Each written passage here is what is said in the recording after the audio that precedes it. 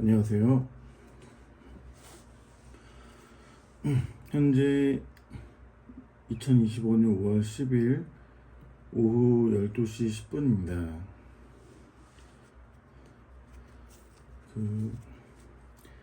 타로에 대해서 이야기를 해보려고 합니다.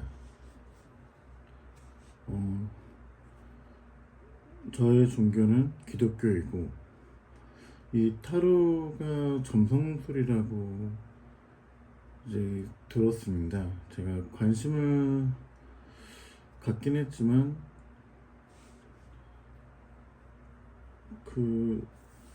약간 종교적인 그런 갈등이 좀 내적 갈등이 좀 있었죠.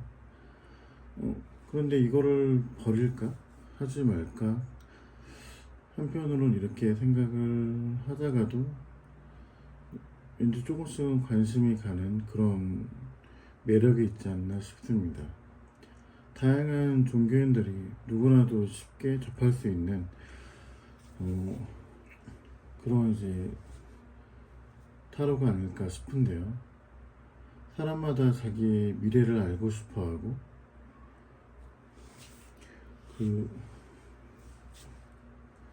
미래에 무슨 일이 일어날까 궁금해 하는 사람들이 많습니다.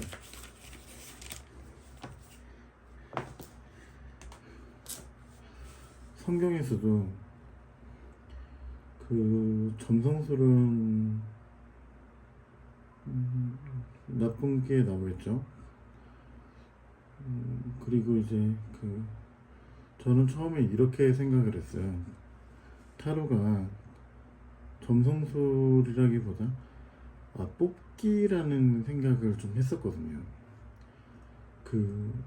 성경에 보면 우림과 둠밈이라는 제비를 뽑는 그런 게 있었는데, 그거를 이제 통해서 하나님의 뜻을 알아보았다.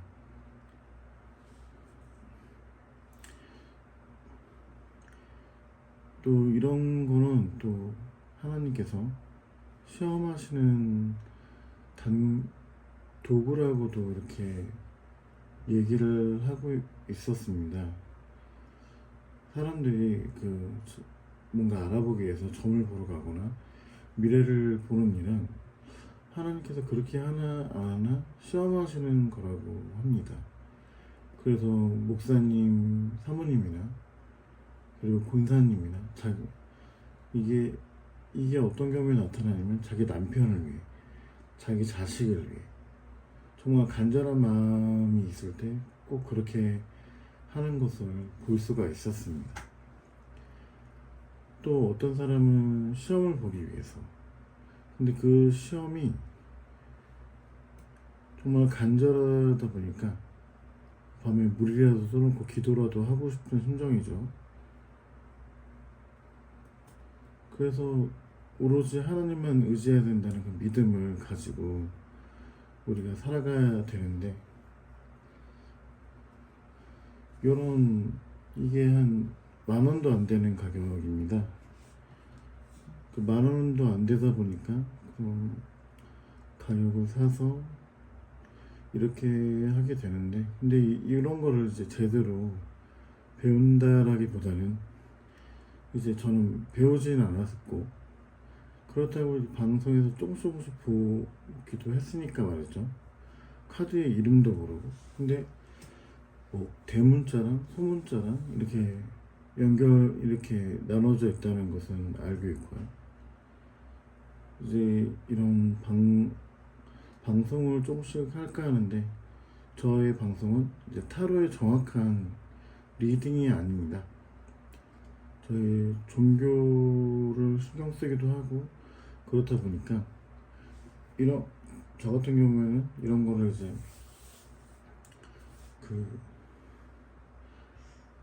영적인 영감이라고 생각하고 싶습니다.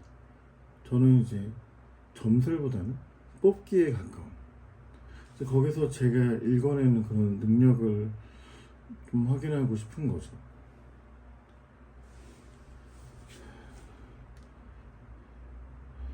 이번 대선에서 누가 될지를 오늘 한번 리딩을 해볼 텐데요. 잠깐만요.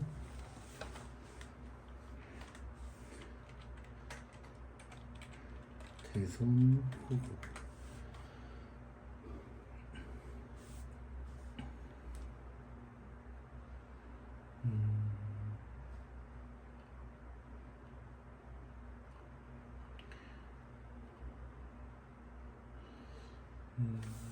지금 김문수 의원이 대선 후보 교체를 한다는 사태가 지금 몇 시간 전에 일어났다고 하네요. 그래서 아직 대선 후보가 정해졌는지는 모르겠어요. 이제 김문수랑 이재명을 놓고 봤을 때 누가 될까?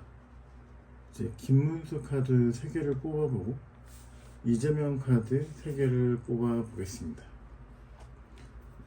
타로 배우지 않았어요. 오해하지 마세요.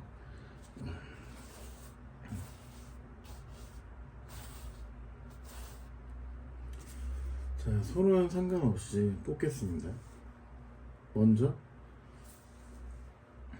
김문수 의원을 뽑겠습니다.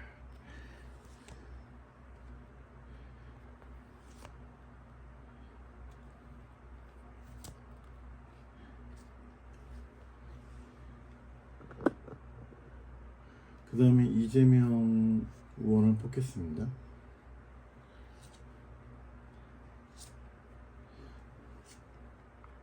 여기 쪽화가 나오는 건 그냥 뺄게요.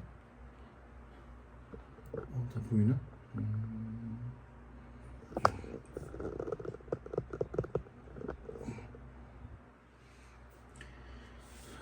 여기에서 김문수 의원부터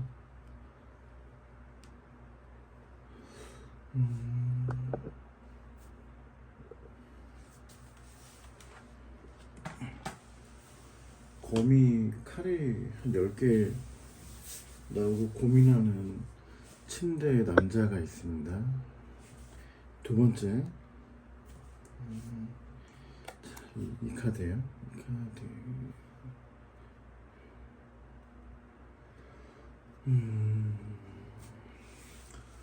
첫 번째 카드는 적이 많은 것 같고요.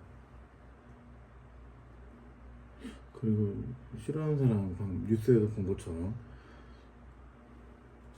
이 두 번째 카드는 무엇일까요? 이제 지금 읽혀지지 않는데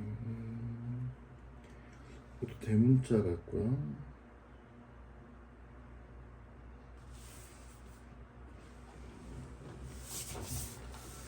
아마 후보직을 누구한테 양도하는 게 아닐까 싶습니다.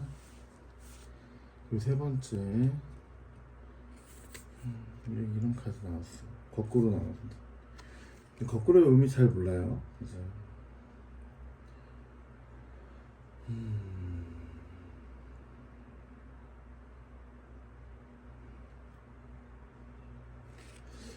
이 카드를 봤을 때 뭔가를 보고 미련이 남은 듯한 그런 것을 볼 수가 있는데 김문수 씨는 되게 평범한 사람이잖아요. 근데 보수에서 영향력이 있는 인물이라고 평가받고 그리고 후보자 선거에서 김문수 씨가 그 한동훈 후보를 압도했다고 볼 수 있겠죠.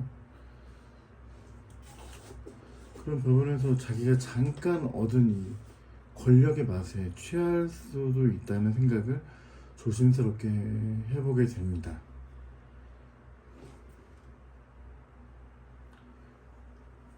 사람들은 한번 기회를 줘봤지만 이 사람의 어떤 그 인성이나 이런 것을 봤을 때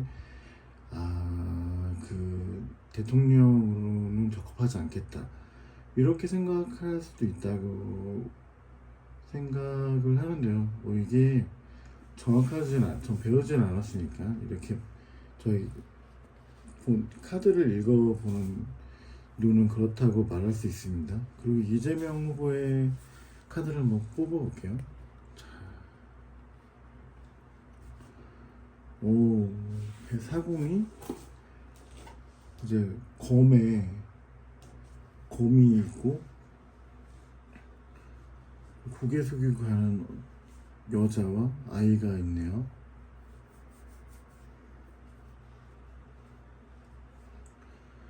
그리고 두 번째 그리고 남자가 있고, 이 정도는 부자 상인이라고 볼 수 있겠죠. 위에 컵이 있는 거, 잔이 많은 걸 봐서는 이 사람이 할 일이 되게 해놓은 게 되게 많아요. 열일했어요. 열일했고. 마지막 세 번째 카드를 뽑아보겠습니다. 볼게요.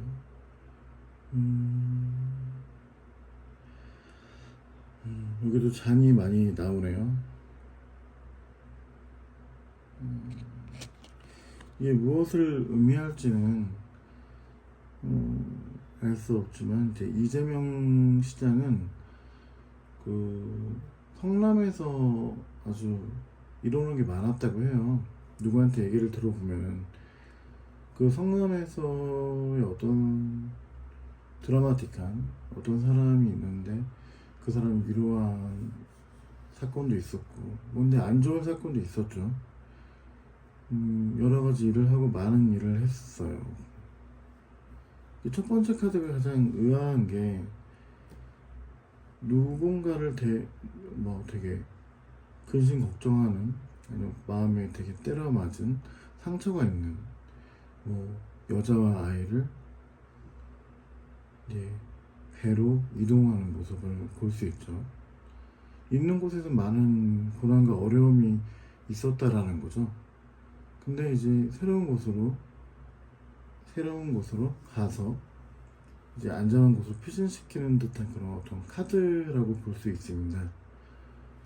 이재명 씨는 과연 무엇을 하려고 하는 것일까? 누구는 공산당이라고 얘기할 수 있겠지만, 이 카드에서는 그렇게 말하고 있진 않아요. 오히려 누군가를 보호하는 카드가 될 수 있죠.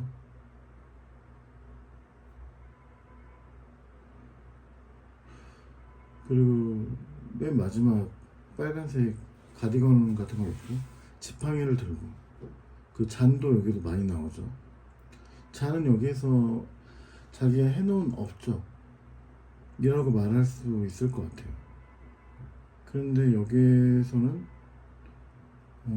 어딜 가나 이 사람의 업적이 항상 존재하는 것 같고, 이 지팡이라는 것은 그 사람 어떤 사공도 지팡이가 있죠. 이 지팡이라는 것은 그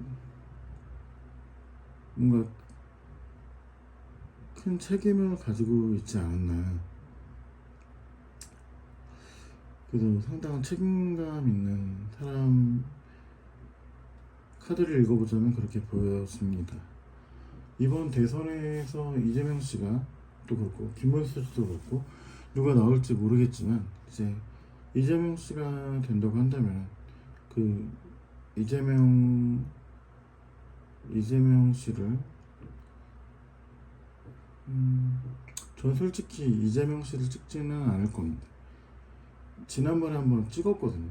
근데 떨어지셔가지고 또 이번에 안 찍을 거라서 그분이 되든 말든 이렇게 상관은 없는데, 이 카드로서는 되게 좋은 방향이 나왔다고 저에겐 보여집니다. 이상으로 첫 번째 이제 종교적인 갈등과 그런 여러 가지 고민들을 생각해 보면서 이렇게 첫 방송을 했는데요. 이제 다음 방송에서는 이제 좀 더 넓은 환경에서 진행해 보도록 하겠습니다. 예, 이상으로 타로 방송을 마치겠습니다. 감사합니다.